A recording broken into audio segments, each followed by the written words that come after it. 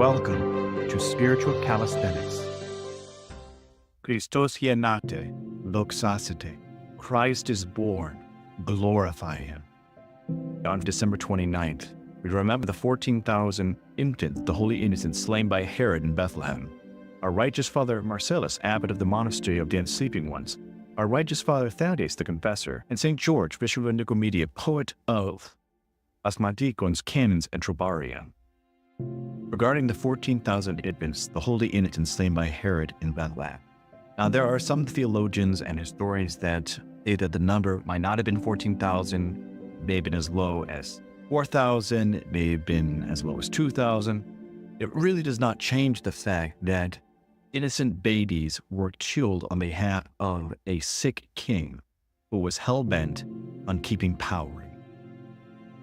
The infant-slaying Herod mentioned here is the same one that ruled at the time of Christ's nativity.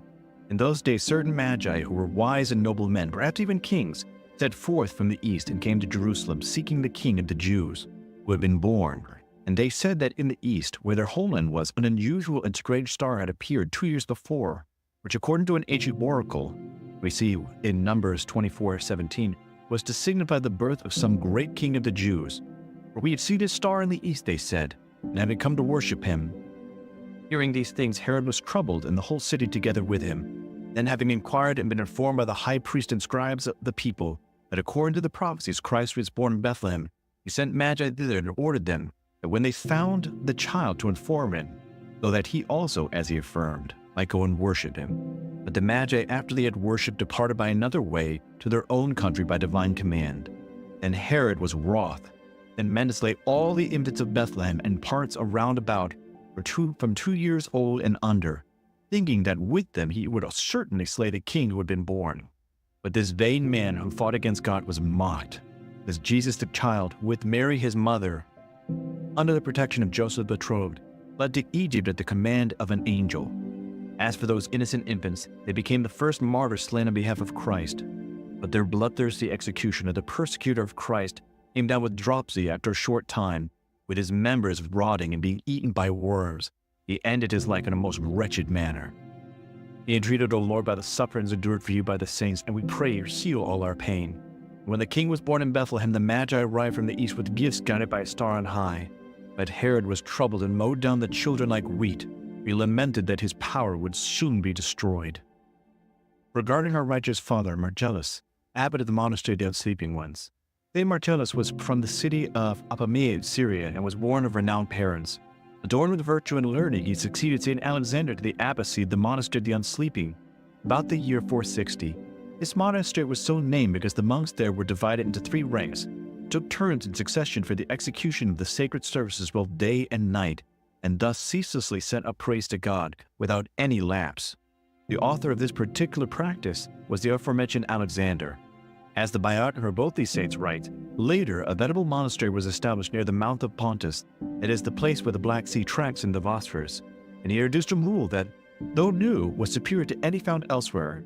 That is, that henceforth there should never be any cessation in the hymnody offered to God, but through an unbroken succession of those that surged in turn, there should be achieved this continuous and unceasing glorification of our Master. The image of God was faithfully preserved in you, O Father, for you took up the cross and followed Christ. By your actions you taught us to look beyond the flesh, for it passes, rather to be concerned about the soul which is immortal. Wherefore, Holy Marcellus, your soul rejoices with the angels. From St. Paul's letter to the Hebrews. Brethren, he who sanctifies and those who are sanctified all have one origin. That is why he is not ashamed to call them brethren, saying, I will proclaim thy name to my brethren. In the midst of the congregation I will praise thee. Again, I will trust in him, and again, here I am, and the children God has given me. As therefore the children share in flesh and blood, he himself likewise partook of the same nature, and through death he might destroy him who has the power of death, that is, the devil, deliver all those who through fear of death were subject to lifelong bondage. Surely it is not with the angels that he is concerned, but with the descendants of Abraham. Therefore he had to be made like his brethren in every respect, so that he might become a merciful and faithful high priest in the service of God, to make expiation for the sins of the people. Because he himself has suffered and been tempted, he is able to help those who are tempted. Christ our God became a human being and saved us. him becoming human is the reason why these 14,000 children were killed, these martyrs. And these innocents are in paradise rejoicing because Christ died to save them and us. From the Gospel according to St. Matthew, when the wise men departed, behold, an angel of the Lord appeared to Joseph in a dream and said, "Rise, take the child and his mother and flee to Egypt and remain there till I tell you. For Herod is about to search for the child to destroy him." And he rose and took the child and his mother by night and departed to Egypt and remained there until the death of Herod. This was to fulfill what the Lord had spoken by the prophet, "Out of Egypt have I called my son." Then Herod, when he saw that he had been tricked by the wise men, was in a furious rage. He sent and killed all the male children of Bethlehem and in all that region were 2 years old or under, according to the time which he had ascertained from the wise men. Then was fulfilled what was spoken by the prophet Jeremiah. A voice was heard in Ramah, wailing in loud lamentation, Rachel weeping for her children. She refused to be consoled because they were no more. The Orthodox Study Bible says that Jeremiah recorded the people of Jerusalem being led away to exile.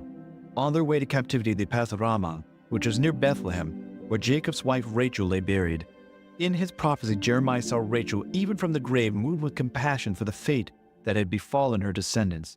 Here, Rachel is again weeping for her children, showing that the saints in heaven are awareness and have compassion for those yet on earth.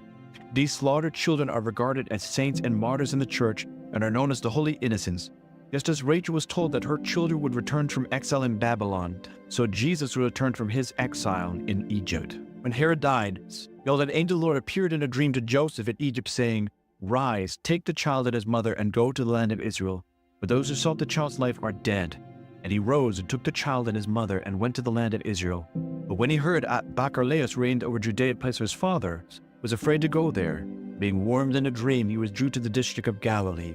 And he went and dwelt in a city called Nazareth, that was spoken by the prophets might be fulfilled. He shall be called a Nazarene. I hope that you've enjoyed today's spiritual calisthenics. Have a blessed and wonderful day.